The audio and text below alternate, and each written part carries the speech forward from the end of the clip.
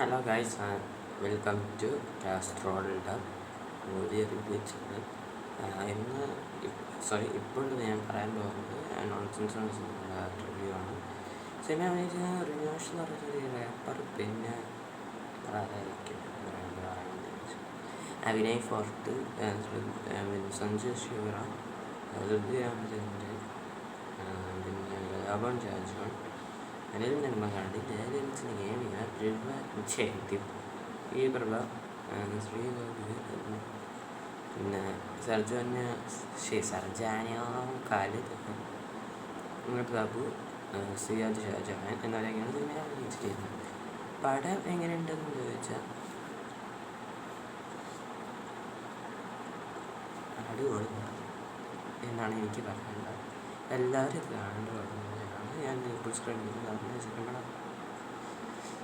First half കുറച്ച് ലാഗാണ്, starting വെച്ച് ലാഗാണെങ്കിലും പിന്നെ പടം പീക്കാണ്. സിനിമ അടിപൊളിയായിട്ടാണ് എത്തിയിരിക്കുന്നത്. മാസ്റ്റർ പീസാണ്. ഈ സിനിമ നായകനുണ്ടെന്ന് റിലീസ് എന്ന് പറയുന്ന ആൾ ഒരു റാപ്പറാണെന്ന് എനിക്കറിയാം. പക്ഷേ പാടത് ഞാൻ കേട്ടില്ല. റാപ്പർ അഭിനയത്തിലത്തെ ഓക്കെ സൂപ്പറായിരിക്കും. അല്ലെങ്കിൽ വേറെ ഏതെങ്കിലും ഒരു പടത്തിൽ മ്യൂസിക് ഡയറക്ടറുകൾ വന്നാൽ അടിപൊളിയായിരിക്കും. ഇപ്പോൾ ആറാട്ട് സിനിമയിൽ ഫെജോ തലയുടെ പാടുകയാണെങ്കിൽ അടിപൊളിയായി പാടിയ പൊളിക്കും എന്ന് ഞാൻ ആഗ്രഹിച്ചിട്ടുള്ളതായിരുന്നു. പിന്നെ ഈ ഫോട്ടിൻ്റെ അഭിനയം കൊള്ളാം. അങ്ങനത്തെ ഋതി രാമചന്ദ്രൻ, ശിവറാം ജോഡി ഇപ്പം അലച്ചൻ്റെ ഒരു ഇതുണ്ട്, കേമിയുണ്ട്. അത് ഭയങ്കര നല്ല രീതിയിൽ വെച്ചിട്ടുണ്ട്. സർജൻ ആയിട്ടാണ് വന്നിരിക്കുന്നത്. പിന്നെ ശ്രീനാഥ് ബാബു ഉണ്ട്. ഈ സിനിമയിൽ അങ്ങനത്തെ ചില കോമഡികളൊക്കെ വർക്കാണ്, ചില കോമഡി ഒന്നും വർക്കേ അല്ല. ഇതൊരു ഡേപ്പ് കാരണം ഷാജഹാനുണ്ട്, ഒരു കാര്യമില്ല.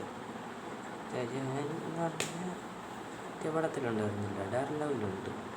അഡാർ ലെവലിൽ അങ്ങനെ ഇത്രത്തോളം വരെയൊക്കെയാണ് ചെയ്തിരുന്നത് നമ്മൾ കണ്ടാണ്.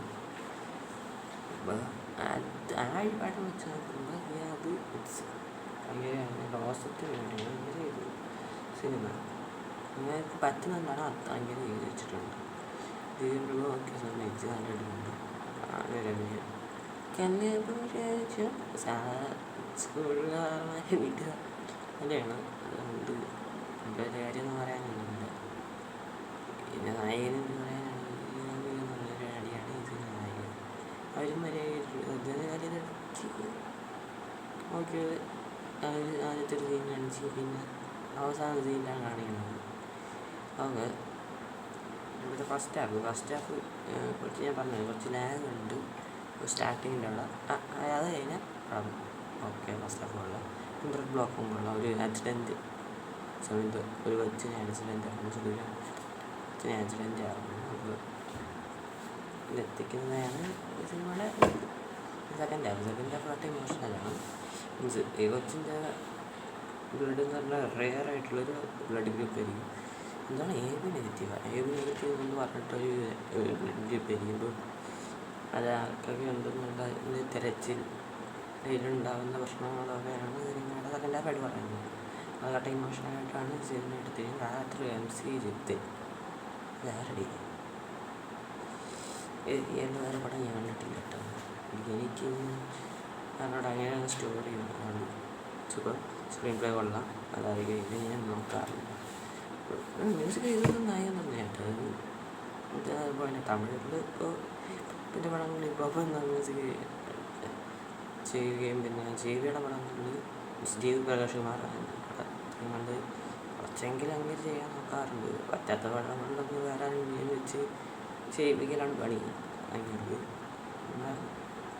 അതേപോലെ അങ്ങനെ ചെയ്യാൻ നോക്കിയിട്ടുണ്ട്, അത് വർക്കായിട്ടുണ്ട്. BGM കൊള്ളാം. ഇത് വേറൊരാളാണ്, പക്ഷെ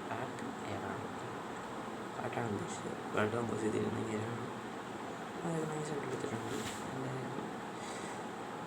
ഈ പടം ഞാൻ സബ്സ്ക്രൈബ് ചെയ്യാൻ കാരണം എനിക്ക് നല്ല ഇഷ്ടപ്പെട്ടുള്ള സിനിമ. കാരണം സിനിമയുടെ സ്റ്റോറി എനിക്ക് ഏറ്റവും കൂടുതൽ ഇഷ്ടപ്പെട്ടത്.